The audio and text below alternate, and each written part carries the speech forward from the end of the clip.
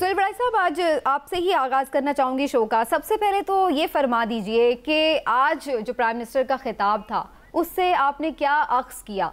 اعتماد ان میں نظر آیا آپ کو، یا پھر فرسٹریشن نظر آئی، یا آپ کو لگتا ہے کہ کوئی پیچھے بات بن گئی ہے یا ابھی تک نہیں بنی؟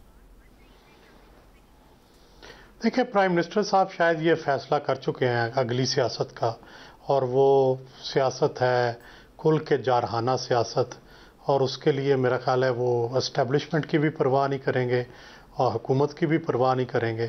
وہ کشتیاں جلا کر میرا خیال ہے اپنی سیاست کرنا چاہتے ہیں، اینٹی امریکن پالیٹکس، اور اس کے لیے میرا خیال ہے ان کا سارا بیانیہ اور ساری گفتگو جاری ہے. صحیح، لیکن سہیل بڑائی صاحب، آپ سمجھتے ہیں کہ اینٹی امریکن آپ نے بات کی کہ وہ سیاست کریں گے آگے، لیکن کیا واقعی عمران خان صاحب کے خلاف کوئی عالمی سازش ہوئی ہے؟ کوئی اس طرح سے ہے کہ ہمارے لوگ وہاں کی سازش کے اعلی کار بنے ہیں؟ نہیں، میرا خیال ہے یہ نہیں ہے. عمران خان صاحب نے خود یہ بیانیہ بنایا، خود رشیا گئے، خود جو دنیا کی سیاست ہے اس میں سے انہوں نے پہلے فریق جو ہم پہلے امریکہ کے ساتھ ہوتے تھے اس کی بجائے انہوں نے خود چوائس کیا کہ وہ شاید رشیا کے ساتھ جانا چاہتے ہیں. لیکن ظاہر ہے پاکستان اتنے سالوں سے ایک بلاک کا حصہ ہے. اتنا آسان تو نہیں ہے کہ ایک پرائم منسٹر صرف ایک وزٹ کر لے تو اس سے پورا نظریاتی سرحدیں ہی بدل جائیں. تو یہ بڑا مشکل ہوتا ہے آپ کو اپنی نظریاتی لیننگز کو چینج کرنا اور اس کو تبدیل کر کے دوسری طرف لے کے جانا. اس کے لیے تو ملکوں کے اندر انقلاب آ جاتے ہیں، ملکوں کے اندر تبدیلیاں آ جاتی ہیں. تو میرا خیال ہے اتنا آسان نہیں تھا، لیکن عمران خان نے کیا. لیکن اب وہ اپنی حکومت کی تبدیلی کی وجہ بھی یہ قرار دے رہے ہیں. میرا نہیں خیال کہ اس کی وجہ یہ ہے. اس کی وجہ تو انٹرنل نمبر نہ ہونا ہے، تحریک عدم اعتماد ہونا ہے. احمد حسین ڈیڑھ یا طلال گوپانگ صاحب جو ہے ان کا کیا تعلق امریکہ کی سیاست سے، یا ان کا کیا تعلق زاہد مزاری صاحب کا، یا جو سارے لوگ ایم این ایز ہیں ان کا ان چیزوں سے کیا تعلق؟ یہ تو الگ سے ایک کہانی ہے ایم این ایز کی جس کو الگ سے ڈیل کرنا چاہیے، اور انٹرنیشنل پالیٹکس ایک الگ سے کہانی ہے، اس کو الگ سے ڈیل کرنا چاہیے. ٹھیک. ہلالی صاحب، آپ کی نظر میں آج پرائم منسٹر صاحب پر اعتماد تھے، وہ تو بلکہ خوشخبری دے رہے تھے نوجوانوں کو کہ بھائی یہ تو یقینی طور پر فیل ہونے جا رہے ہیں اور ہم جیتنے والے ہیں. اتنے اعتماد کی وجہ آپ کو کیا نظر آتی ہے ہلالی صاحب؟ کیوں نہیں بھائی، کیوں نہیں؟ وہ کیا کہہ رہا تھا؟ وہ وہی دو چیزیں کہہ رہا تھا پرائم منسٹر جو صحیح ہیں، سچ ہیں، اور پوری دنیا کو پتہ ہے، ان کے مخالف کو پتہ ہے. اگر آپ کو نہیں پتہ ہے مخالف کو بھی پتہ ہے. اور وہ یہ ہے کہ میں جو ہوں ایماندار آدمی ہوں، یہ چور لٹیرے بھگوڑے کرپٹ.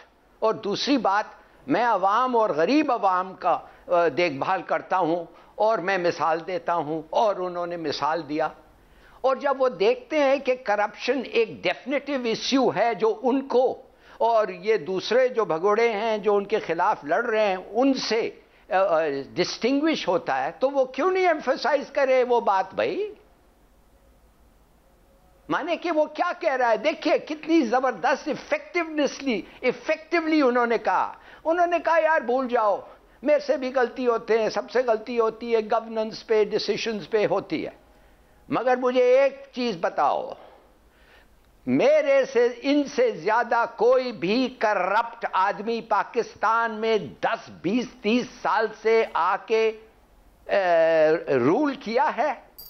کیا یہ کرپٹ ہے کہ نہیں ہے؟ کیا تم مانتے ہو کہ کرپٹ ہے کہ نہیں ہے؟ کیا روز جو دن گزرتا ہے تم سمجھتے ہو کہ یہ کرپٹ نہیں ہے؟ اور یہ بتاتے ہیں کہ یہ کرپٹ ہے.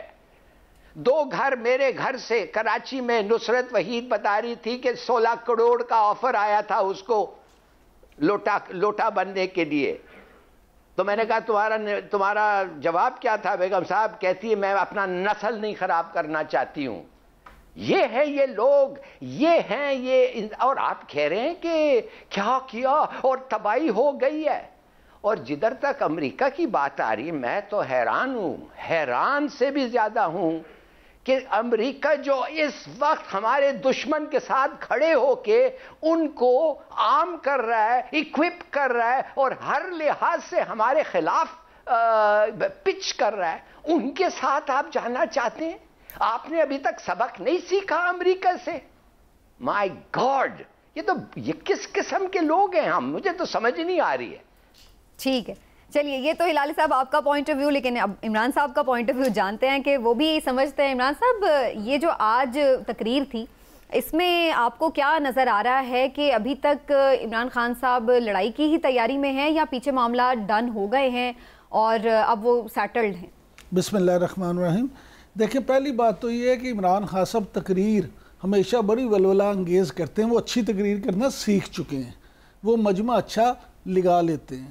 لیکن بات یہ ہے کہ صرف تقریریں کرنے سے نہ عوام کے مسئلے حل ہوتے ہیں، نہ فلسفہ جاڑنے سے غریب کا پیٹ بھرتا ہے. یہ ان کا مائنڈ سیٹ اس وقت یہ ہے کہ جو یہ کہہ دیں وہی سچ ہے، جس کو یہ ایماندار کہہ دیں وہ ایماندار ہے، جو ان کے ساتھ آ کے مل جائے وہ نیک ہے، جو ان کے خلاف ہے وہ کرپٹ ہے، وہ چور ہے، وہ ڈاکو ہے، وہ بگوڑا ہے. یہ جو جو استغاثہ لکھ کے یہ دے دیں وہی فیصلہ ہو جائے تو ٹھیک ہے، اگر وہ فیصلہ نہ ہو تو سب غلط ہے. دیکھیں، پہلے بھی میں نے نشاندہی کی تھی، جو سہیل وڑائچ صاحب فرما رہے تھے، چوہدری صاحب نے بالکل ٹھیک کہا کہ انہوں نے ایک فیصلہ کر لیا کہ جناب میں نے اب یہ بیانیہ لے کے چلنا ہے. اب بیانیہ جو وہ لے کے چل رہے ہیں وہ بیانیہ ان کی مرضی ہے وہ کیا بیانیہ کریں، لیکن مجھے یہ ایسے لگتا ہے کہ مذہبی کارڈ کا وہ اس طرح سے استعمال شاید کر رہے ہیں جو بڑا خطرناک ہو سکتا ہے. دیکھیں، ایک لائن ڈرا وہ کر رہے ہیں کہ جی سیاستدان ہوں، صحافی ہوں، میڈیا ہاؤسز ہوں، قومی ادارے ہوں، کسی کو چھوڑ ہی نہیں رہے. یعنی وہی بات کہ ہمارے ساتھ ہیں تو حق پہ ہیں، ہمارے خلاف ہیں تو باطل کے ساتھ ہیں. ایسے ہوتا نہیں، اس طرح سے نہ ہونا چاہیے. آپ کو معاشرے میں اس طرح سے اگر آپ فیصلے کریں گے تو اس کا سوائے تباہی کے کچھ نہیں ہوگا. ٹھیک ہے، لیکن سہیل وڑائچ صاحب، ایک سوال بہت ذہن میں آتا ہے کہ جب صرف 1.5 سال ہی باقی رہ گیا تھا اس حکومت کی مدت پوری ہونے میں، تو پھر اپوزیشن کو ایسی کیا جلدی تھی؟ آخر کیوں ان کو یہ ضرورت پیش آئی کہ وہ تحریک عدم اعتماد لے کر آئیں؟ اور عمران خان صاحب جو کہ ان پاپولر ایسا لگ رہا تھا اس وقت ہو رہے ہیں، مہنگائی کے ایشوز تھے اور بھی ایشوز تھے، ان کو ایک آ کے ایسا لگ رہا ہے کہ انہوں نے سپورٹ فراہم کر دی کہ جی وہ اب جا کے اپنا نیا بیانیہ لے کے عوام میں چلے گئے. دیکھیں سمینہ صاحبہ، میرا یہ خیال ہے کہ یہ صرف تحریک عدم اعتماد نہیں ہے، یہ اگلے الیکشن کا بھی فیصلہ ہونا تھا، اس میں چیف کے تقرر اور توسیع کا بھی فیصلہ ہونا تھا، اور اگلی سیاست جو ہے 5 سال کی اس کا بھی فیصلہ ہونا ہے. تو یہ تحریک عدم اعتماد جو مارچ کے اندر ہی ظاہر ہے اس کا فیصلہ ہو جانا ہے، اس میں یہ سارے فیصلے اکٹھے ہی ہو جائیں گے تو آگے کلیئر ہو جائے گا کہ آگے کیا ہونا ہے. میرا نہیں خیال کہ یہ صرف تحریک عدم اعتماد ہے، اس کے پیچھے اور بھی بہت ساری چیزیں ہیں جس کا مقصد یہ تھا کہ اگر عمران کو اب نہیں روکا جاتا تو اگلے الیکشن میں بھی روکنا مشکل ہوگا، پھر وہ آرمی چیف کا تقرر اور توسیع بھی اپنی مرضی سے کریں گے، پھر وہ بھی روکنا مشکل ہوگا. تو یہ سارا کچھ روکنے کے لیے مارچ کے اندر تحریک عدم اعتماد لائی گئی ہے تاکہ یہ اختیارات ہی ان سے لے لیے جائیں اور ایک نیا وزیر اعظم آ جائے جو یہ فیصلہ کرے. صحیح. اچھا سہیل صاحب، یہ بتائیے گا کہ آپ ماشاءاللہ بڑی نظر رکھتے ہیں ساری چیزوں پہ، اور راجہ ریاض صاحب نے آج کہا ہے کہ جی جو لوگ یہ بات کرتے ہیں کہ 24 ہیں یا 25 ہیں، یہ تعداد بڑی بڑھ چکی ہے اور ہمارے ساتھ جو ہے 53 لوگ شامل ہو چکے ہیں. ہمارے واقفان عالیہ کہتے ہیں کہ پنجاب اسمبلی سے 25 سے 30 جو ممبر ہیں پی ٹی آئی کے، انہوں نے حمزہ شہباز سے بھی رابطہ کیا اور انہوں نے حمزہ شہباز سے یہ کہا ہے کہ ہم آپ کے ساتھ ہیں. تو آپ کیا سمجھتے ہیں کہ اس وقت اتحادیوں کی ضرورت ہے، اور کیا واقعی اتنے لوگ تحریک انصاف سے یا عمران خان صاحب کی پالیسی سے بد دل ہو چکے ہیں؟ دیکھیں، تقریریں تو جو مرضی ہو رہی ہیں، بیسیکلی نمبر گیم تو عمران خان ہار چکے ہیں، اور اگر تو نمبر گیم پہ فیصلہ ہونا ہے تو عمران خان از نو مور اے پرائم منسٹر. ٹھیک ہے، کیونکہ جو کارڈ شو ہو چکے ہیں، جو ارکان شو ہو چکے ہیں، اس سے صاف پتہ لگتا ہے کہ اب میجارٹی ان کے پاس نہیں ہے.